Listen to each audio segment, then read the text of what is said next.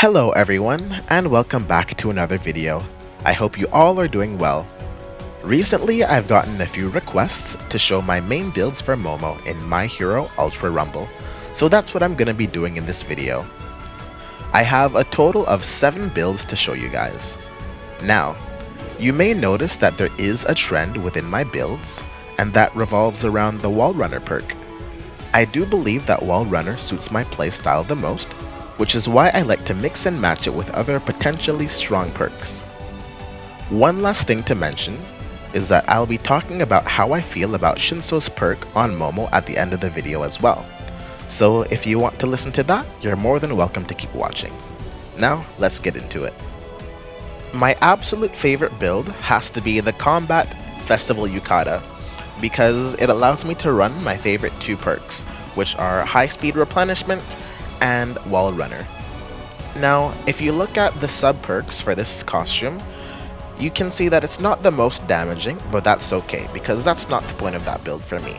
For me, the point is to get into fights and get out as soon as I can, and then heal myself up in a short amount of time so that I can return to the fight.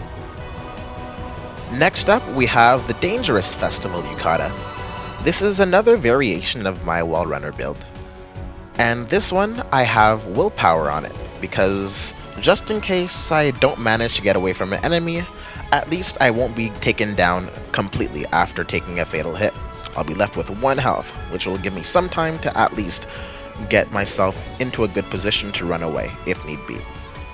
Not just that, but this build also has a lot of strike perks on it too, which means this is my most damaging build.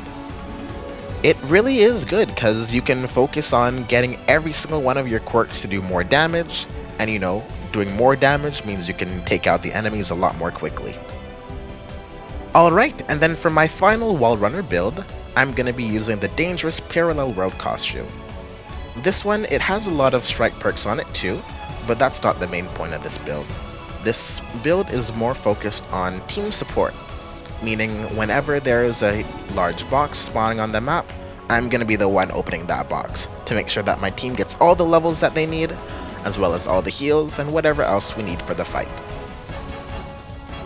For this next build, we'll be using the Dangerous Quipao, and the purpose of this build is to use my special action as much as possible.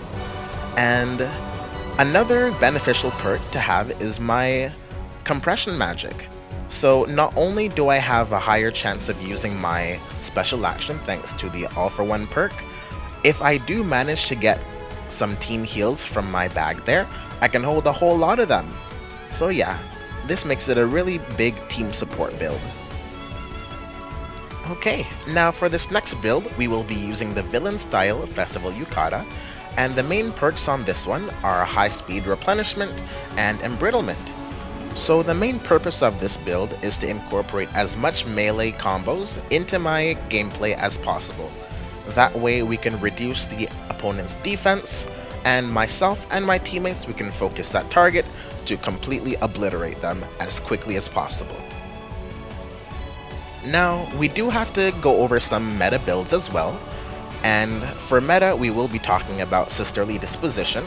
So this build gives you access to that with the casual heat wear, as well as compression magic. So this is also a team-oriented build, but a build that allows you to stay alive as well, along with keeping your team alive with team heals.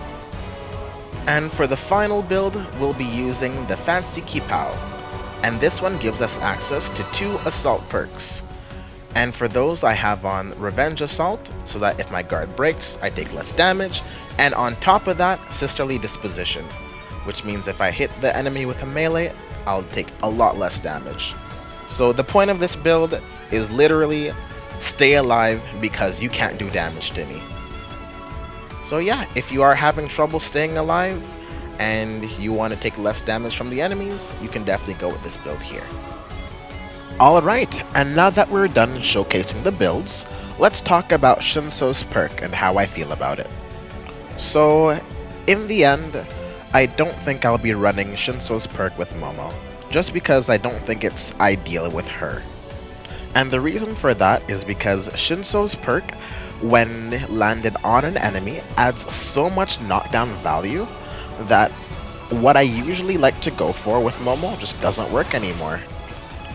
And I don't really like having to change my entire game plan just because of one perk, you know? So yeah, if you didn't already know, Shinso's perk, when it's active, it gives the exact same effect as Shinso's Gamma quirk. So when you work with an actual Shinso player, the same rules apply.